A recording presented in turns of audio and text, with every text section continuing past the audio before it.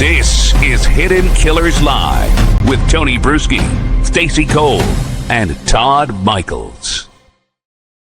Sean Diddy Combs no longer playing defense in the courtroom. He is serving time in a federal facility. But the big question now isn't just how long he will be behind bars, it's whether prison actually ends his legal exposure or just pauses it. We're going to break this down with what life is really going to look like now for Diddy on the inside, now that he's shocked that he has to spend some time there, and asking whether the FBI or federal prosecutors might still be, circling. Maybe there's more to find here in the wreckage of Sean Diddy Combs. Joining us to discuss this morning, Jennifer Coffindaffer, retired FBI special agent. I want to start with this. Obviously, this was a big case. A lot of the things that were brought by the federal government did not succeed in landing convictions. But there's a lot in the world of Diddy. There's still hundreds, literally, of civil cases that are coming at him. That gives a lot of time for, more things to come to light. What are your thoughts here with Diddy going behind bars? Could, and this is just pure speculation, do you think they're going to keep looking for more charges to throw at Diddy on a criminal level or a federal level? Well, Tony, no. I think they took their big bite of the apple. That big bite was a RICO bite, and it failed. And because of that, and again, RICO is so encompassing. It makes the statute of limitations non-existent. It makes all the things they thought he did, right? The arson and other crimes that were out of statute of limitations. It brought them all in, and they failed, to be quite frank, other than those two Mann Act charges, basically bringing somebody over to commit a prostitution type act. That's all they got on him. But still, I'm going to tell you, for somebody like Diddy, 4 years is a long time. It is, that's what I'm wondering about, because it is, it's, I know the reports are that he's very, he's shaken by this. He thought he was going to walk and do time served, and now he's there, and he's going to be there for several years. But there's concern he's going to be broke by the time he's out. I don't know. He's got a lot of money. There's a lot of cases, but money will only go so far, especially if you're not necessarily raking any in at the moment in time. So there's a lot that can happen in those handful of years. Let's talk about life itself, behind bars, with his new life, 50 months. What kind of situation is he going into in the Bureau of Prisons here as Diddy, as a celebrity? Are there any sort of considerations being made for him? Well, let me describe these facilities, first of all. This is not a state pen. This is not a jail situation. These facilities are actually they're very nice. Everything's clean. There's cable TV. There's gardening programs. There's baseball programs. There's a lot to do there as long as you keep your nose clean. There's going to be a lot of opportunity. Obviously, he'll be in the rehab, free rehab for him. But this probably is not exactly what everybody might be picturing. It's much nicer than likely what you're picturing. How do I sign up for something like that? This sounds lovely, actually. It sounds like a program you'd join at the Y, All you have to do is get some people to travel state lines for sex purposes and let me caught. Order some baby oil. I'll see if I can get started.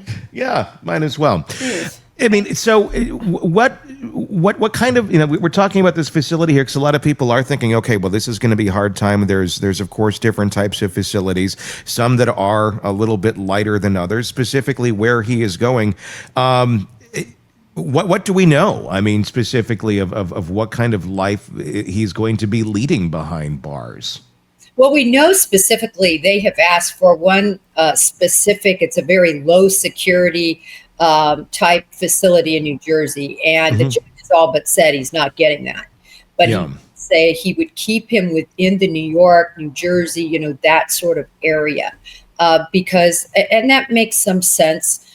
He's only going to be there 4 years, which I still want to say 4 years. Just think about that in your life.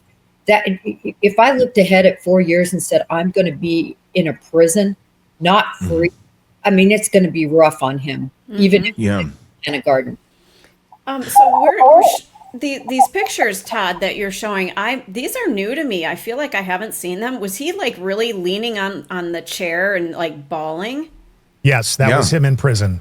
How did I miss that? In court. This is his sentencing the other day. Yeah. Holy crap, I missed that. Yeah. That's I guess you did. That's news to me. I didn't realize he reacted that way. Goodness.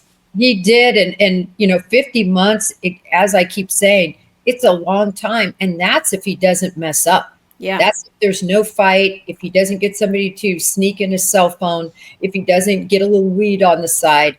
That's if he's perfect in 50 months.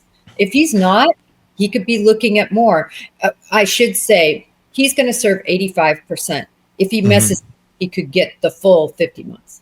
And they're going to be watching him like a hawk. Like they're going to be watching for weed and all kinds of stuff coming in, aren't they?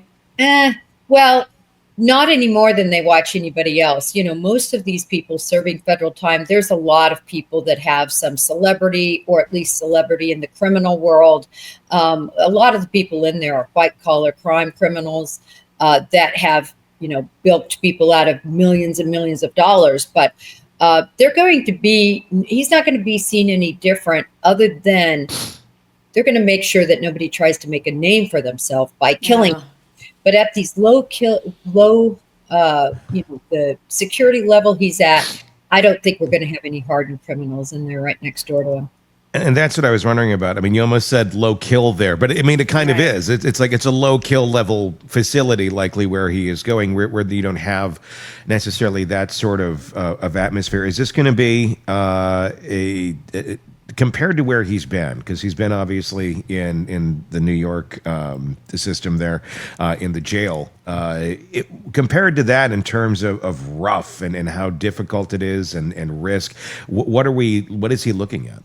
You're looking at, I would judge that at a scale of about 7 or 8, where he's at now, just on the scale of gross danger, not good food, in the mix with other people who could be problematic. We're going to be down to about a 2. He's not going to get a minimum security, but he should get, and likely will get, a low security. So we're going to be at about a 2. And I'm serious. They offer so many programs.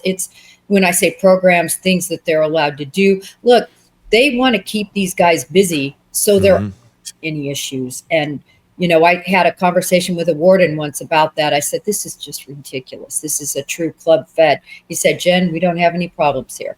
Keep everybody happy. They're distracted, and that helps them do their job. Well, and that keeps them safe. So. And is that such a bad? I mean, it is supposed to be a rehabilitation program. So some that we actually do that have rehabilitation type acts. I get the attitude is going to be, this is crazy. You don't deserve any of this. You're here to serve time. But it probably does work better when you have everybody busy and you're not just having everyone angry, and the only skill that they're learning is how to be more conniving and deal with other manipulative human beings and get bulked at the same time. Like, that doesn't exactly set anybody up to walk out and not repeat offend. So maybe this does make a little more sense. Although Diddy, I'm sure, is going to find a way to work the system to his advantage. What do you see in terms of Diddy putting his mark on the next 3 to 4 years behind bars? Well, when you look at he is a billionaire. I don't want to forget that, because that's huge. You talked about how much money he had. Yes, it's slowly trickling away. These lawyers, believe me, are taking millions of it. But he's got a lot of money, and you can bet that people are going to want to ingratiate themselves to Diddy while they are on the inside. And that people that do that, he might be willing to give, an accounting job to, right? So most of these people are going to be hard, white collar type criminals that have committed horrible financial fraud. So I could see him making some friends in there, definitely, that could become friends on the outside as well. Wouldn't that be interesting? He could make some more fine people that will help work in the empire. And but maybe not the most ethical as well. That could be an interesting mix. I've been saying this, and I wonder what we're going to see. Do you think we're going to see Diddy trying to do the same sort of things that he did when he was behind bars in jail, where he started the class that was sanctioned through the Bureau of Prisons, what was it, free game or something he called it, teaching basically, the life and times of Diddy and how to be a good business person.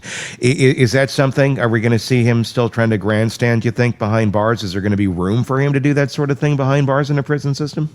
I think somewhat, but it'll mostly be, in my opinion, okay, I'm sardonic. It's going to be more for show. I see what he's going to be trying to figure out is, how am I going to remain celibate for 50 months?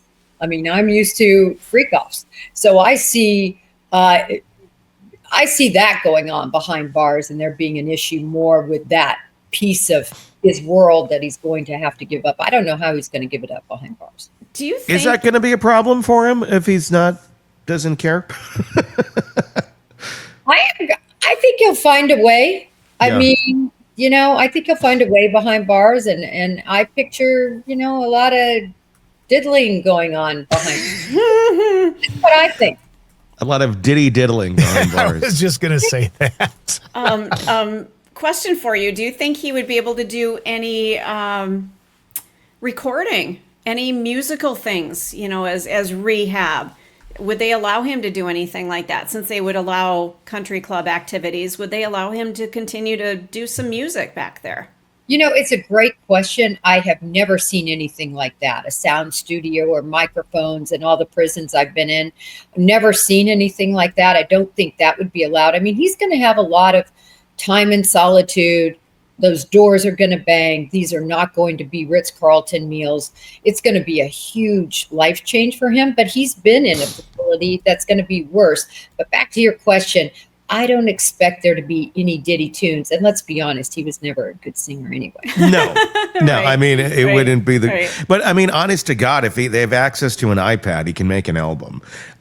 There's so many younger artists that are coming up today that don't even need the studios that are using just simply their iPad to record. And I'm touching my face because my allergies are horrible right now, by the way, in case you're watching. We need to put you into a bubble suit. I'm trying to not sneeze while I talk, so I'm rubbing my nose as I'm going through this. Don't sneeze. Allergies are horrible. Me itch. Yeah, I know. I want to rub my eyes now. It's like a yawn. It's contagious. Diddy still obviously there's all these civil suits that are out against him. Is that going to be used as field trip days for him to get out to go, make appearances in court, you think, or is he going to have a more of a vested interest of not appearing in court and just having all those sort of things handled by his attorneys, less press in that case being a positive for him. Even typically he's everywhere, no matter good or bad. But I would think maybe staying out of the spotlight as best as possible with the words essay around you might be beneficial. Yeah, and his attorneys are going to be able to handle most things. Now, obviously, if he's deposed, he has no Fifth Amendment right against self-incrimination now that this case is over. So all of that is on the table for him to be deposed. But even in that situation, most likely they would do that remotely. Most depositions take place that way anyway, post-COVID, and that's how they're going to do these.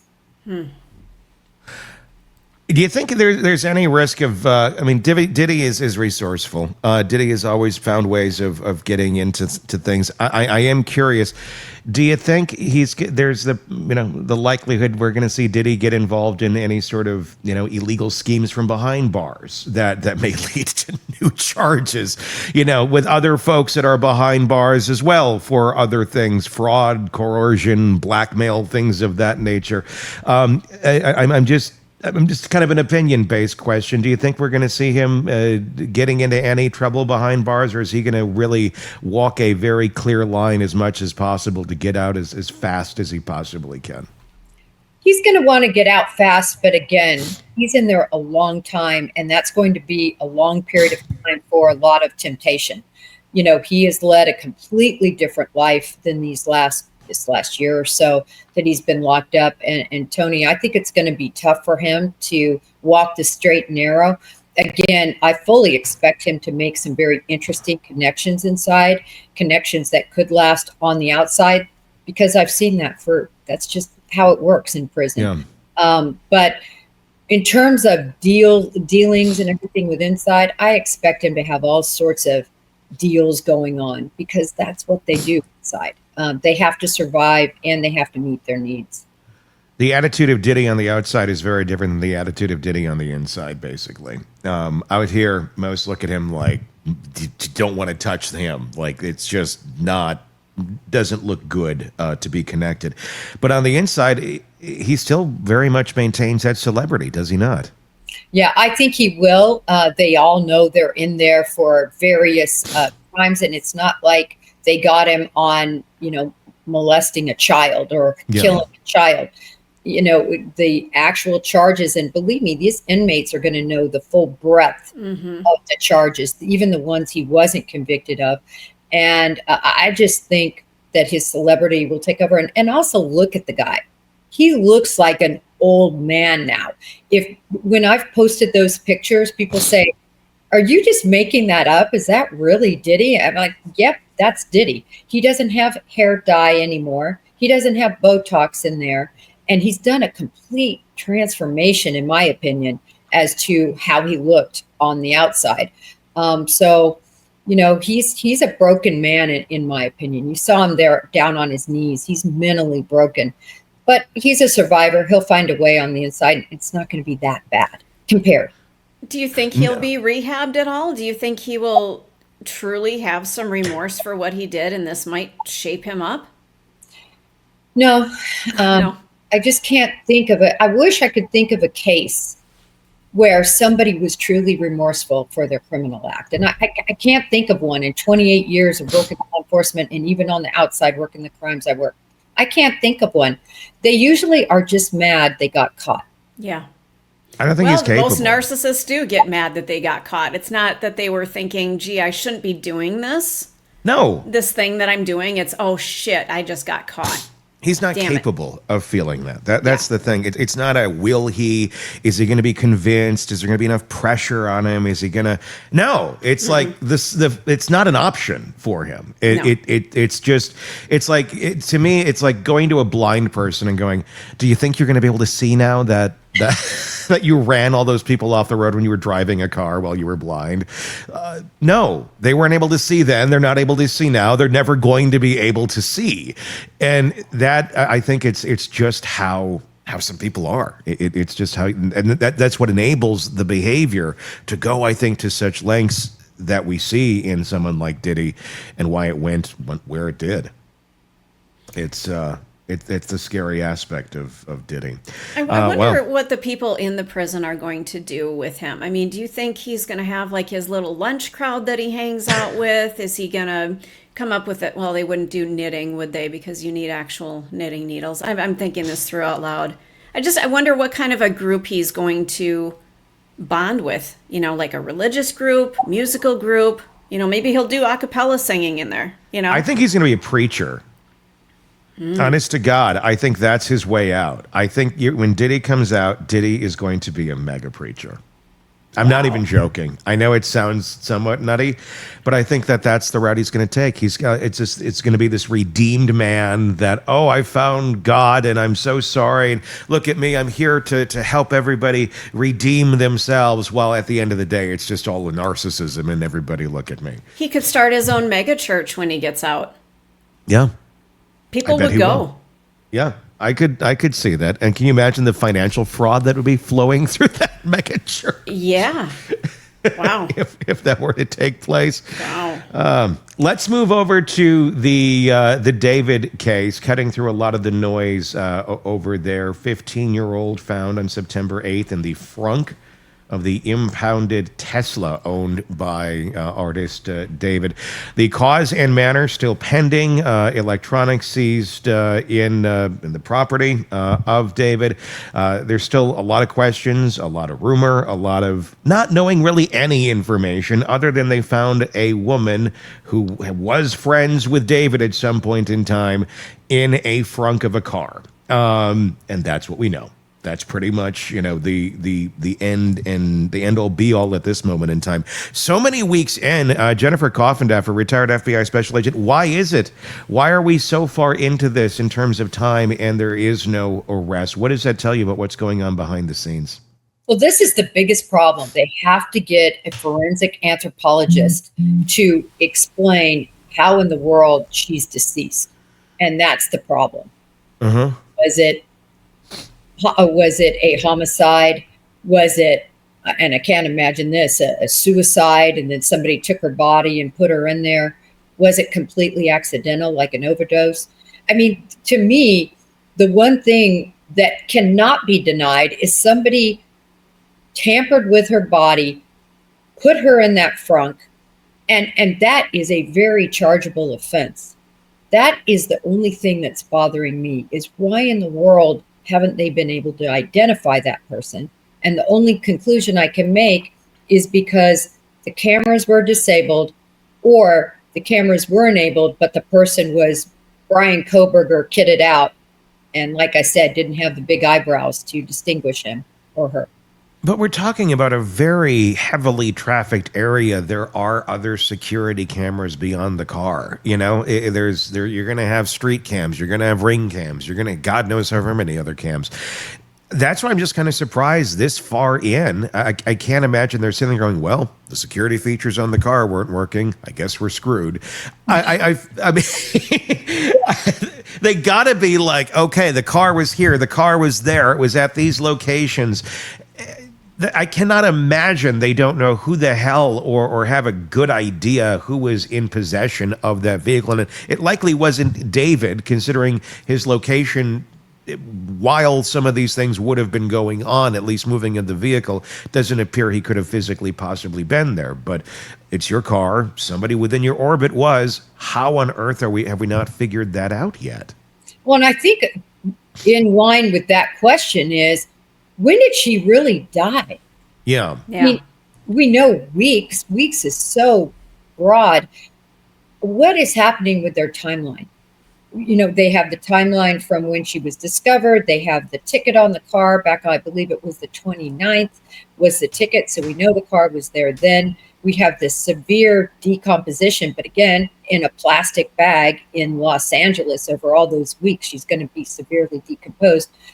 I already showed you, I don't think there's any possible way to put her body in there other than to have it dismembered, which was the original reporting from KTLA.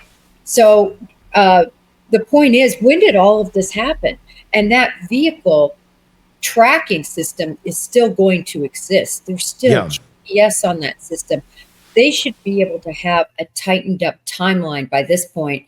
It's just putting who is in that timeline. I guess that's what they have to be struggling with. Are they struggling?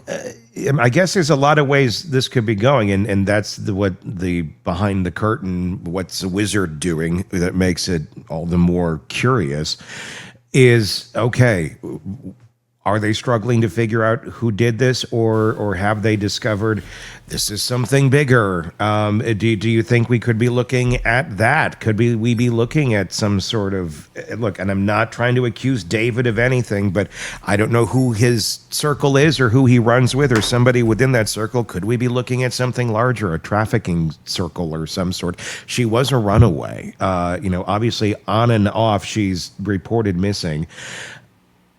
So, if this is the type of folks that they're hanging around with, or that circle is hanging around with, it also happens to be the type of circle of folks that end up being trafficked as well. So that's what I'm wondering. Like, are we going to find something else? Is there something bigger at play here where let's not disturb the ecosystem more than it already has been, so we can get our tentacles in here and discover something bigger and larger and stop more people from being hurt beyond Celeste?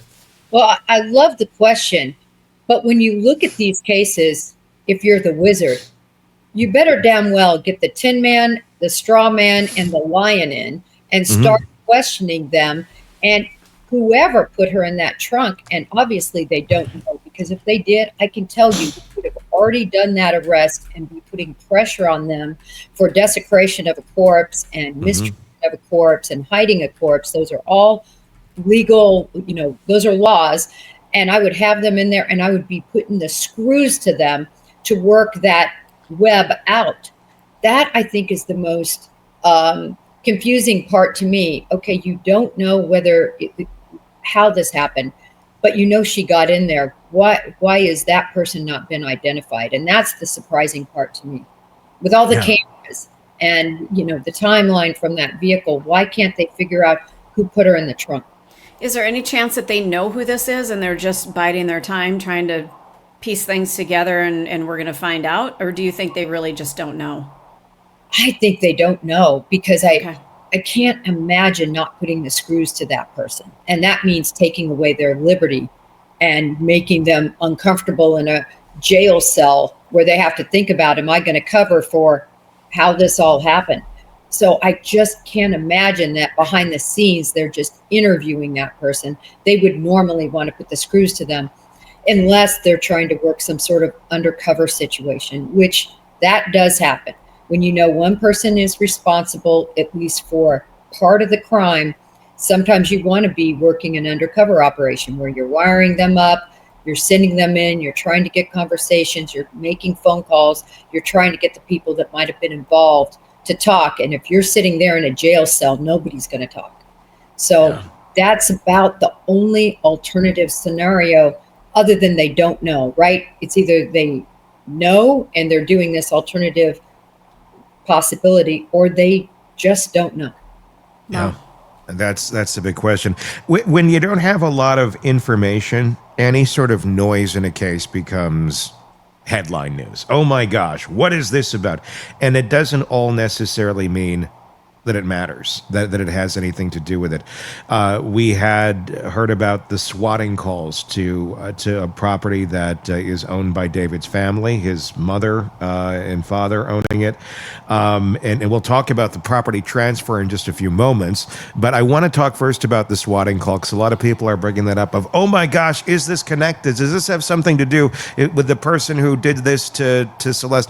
I don't even understand why we're jumping into any sort of connection, other than there's this big story around this celebrity and somebody figured out where the parents live and they made a swatting call. The kids do this shit all the time. Like, I don't see why that this necessarily even connects in any way, shape, or form to the case.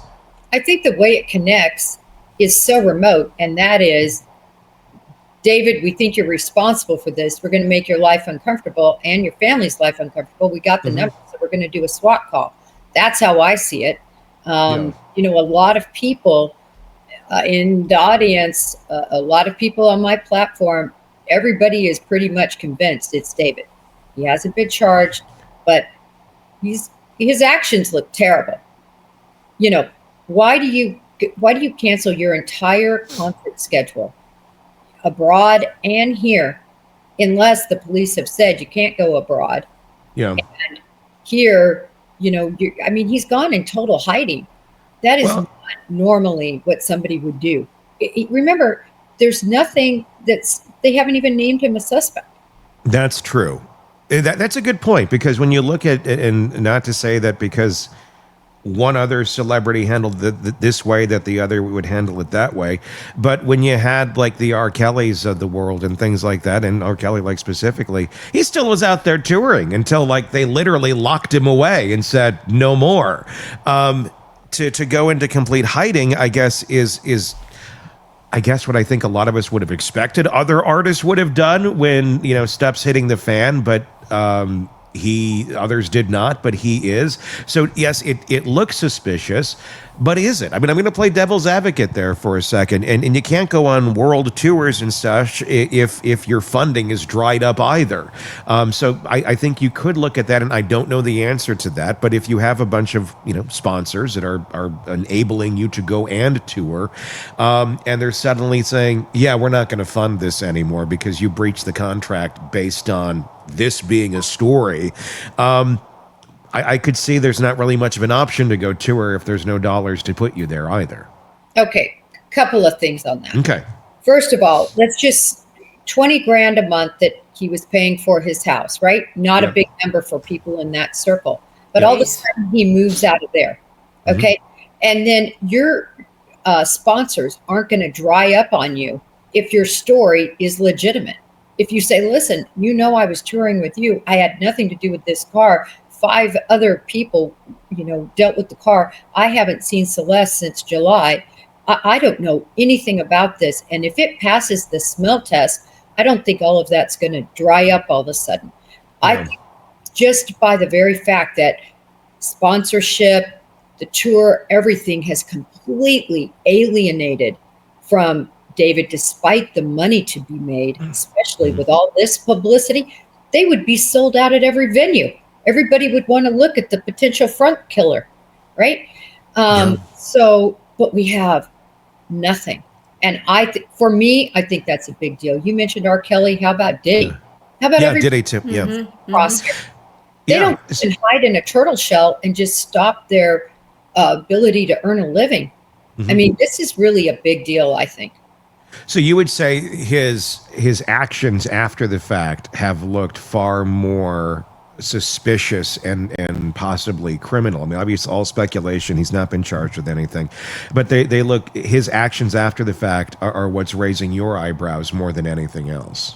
Yeah, his actions, the complete withdrawal from society, from his tour, just basically saying, okay, millions and millions of dollars. I'm not going to go out and make that. What about the property records? Because that's another piece that we've been seeing about this last week. 2 pieces of property moved into his parents' names, or his mom's name, from what we understand, allegedly. And this happening shortly after the body was found in the trunk. It was just a kind of a silent move. And again, I'm going to play devil's advocate. This doesn't necessarily mean any sort of guilt, but if you are envisioning, there could be a legal windfall or issue coming your way that could threaten these sort of things, civilly or criminally, whether you had anything to do with it or not, you can't necessarily control the wave that's going to come at you if one of your associates did this and your name's attached to it. You're going to want to protect yourself, especially if you had nothing to do with this. Do you see that the movement of those properties to shield them, because clearly that's the reason for it, there's no other reason why you'd move these things around, as something that leans more towards an area of involvement, guilt, or just smart business move? Well, it looks bad. There's no way to say it doesn't look bad. Yes, you bring up a good possibility that he just thinks he's going to take the fall, so he wants to make sure he protects his assets and puts them in his mom's name, I believe they said, of both of those properties.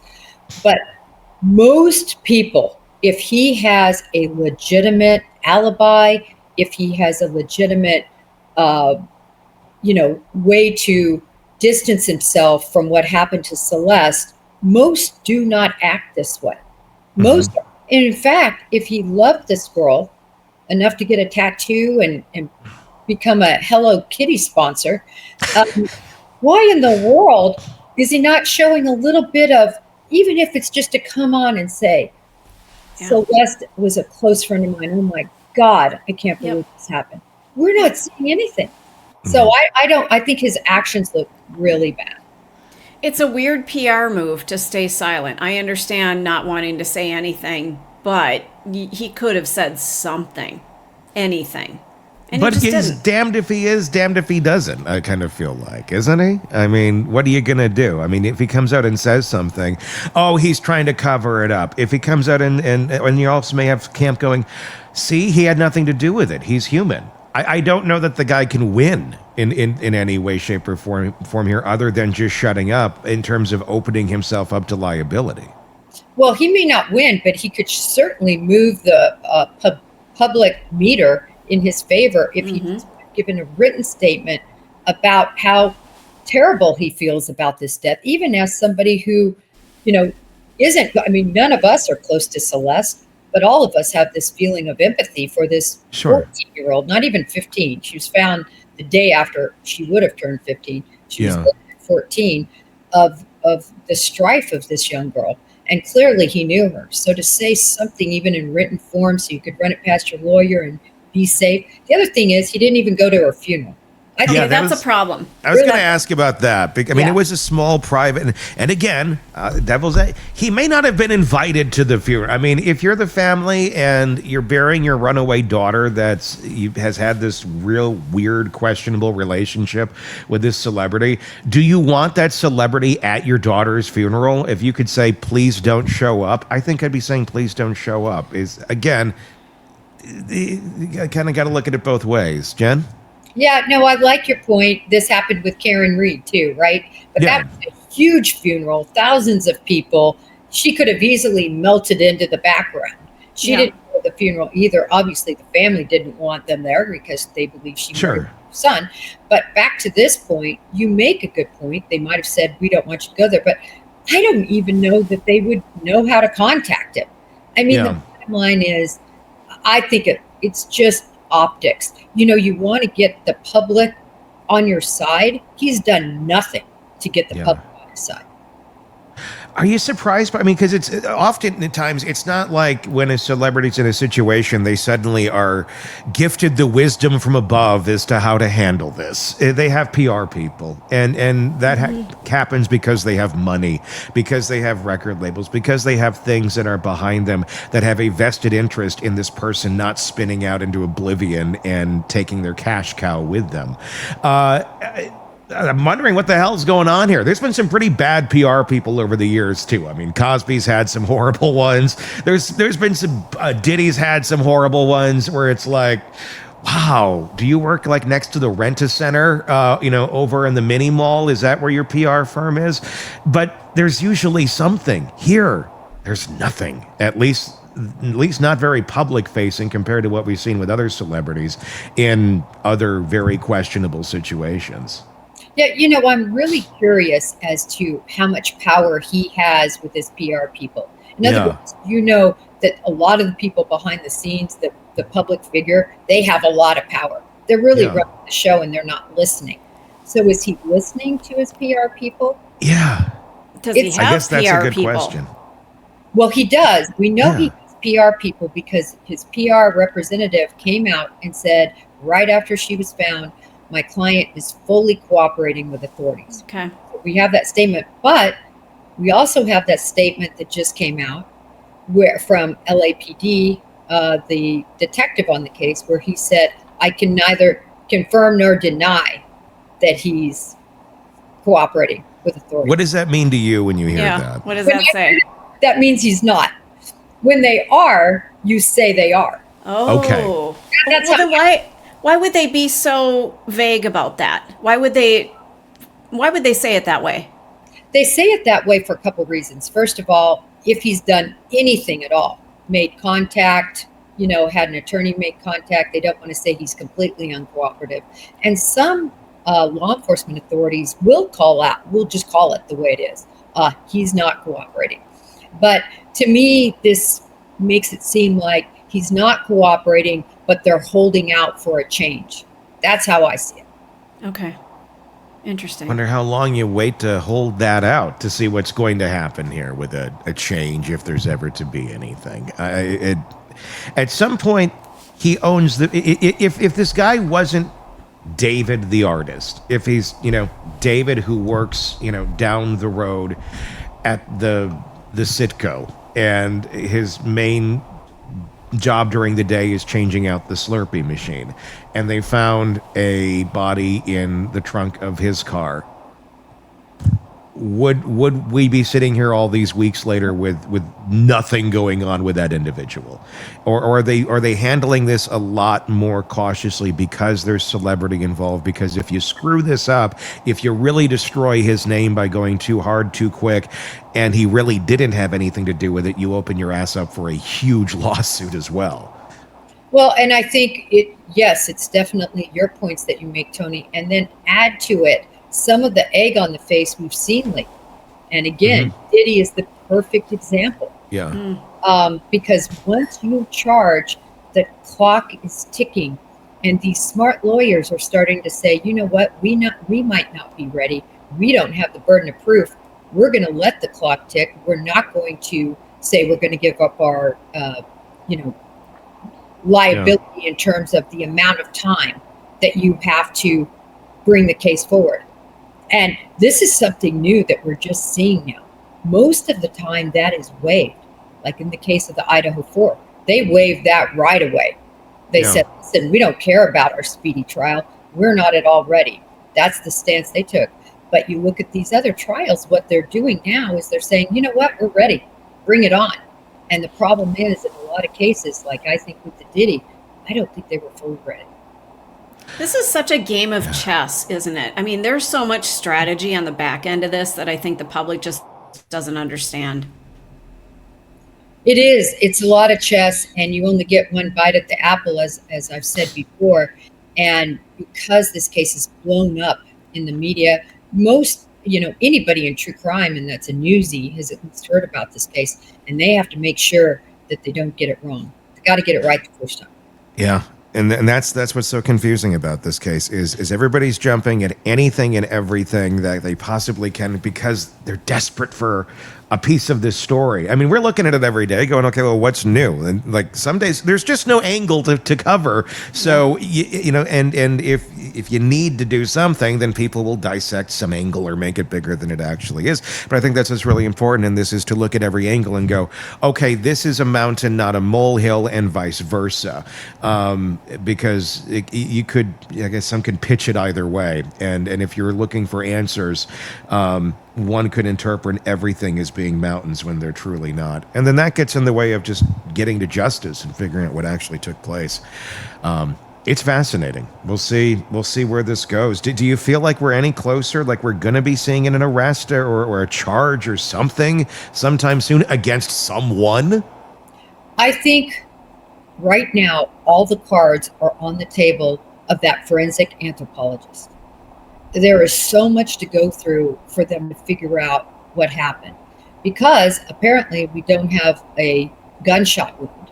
So we can that is out, in my opinion. That's out. Yeah. As if that were the situation, and anything to do with blunt force trauma is going to be masked in some way by all of the, the degradation of the body. So now they've got to figure out what substances are in here. And unfortunately, those aren't overnight. And even though this is an important case in the public side, listen, they have 50 more cases that were likely ahead of this case. Yeah. Because as you said, the Sitco worker that, was involved possibly in murder, they've got all those Sitco cases too that we never hear about. Yeah. Yeah, it's still waiting in line. You don't get the fast pass just because you're a celebrity in something like this.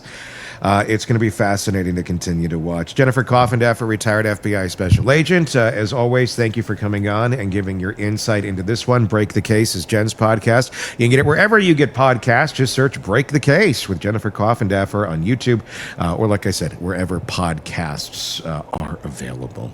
All right, that's going to wrap up today's episode of the program. Let us know your thoughts in the comments section on YouTube, or again, wherever you're getting podcasts. Just search Hidden Killers with Tony Brueski. Until next time, for Jen, for Stacy, for Todd, I'm Tony Brueski. We'll talk again real soon. Want more on this case and others? Then press subscribe now and don't miss a moment of true crime coverage from Tony Brueski and the Hidden Killers podcast.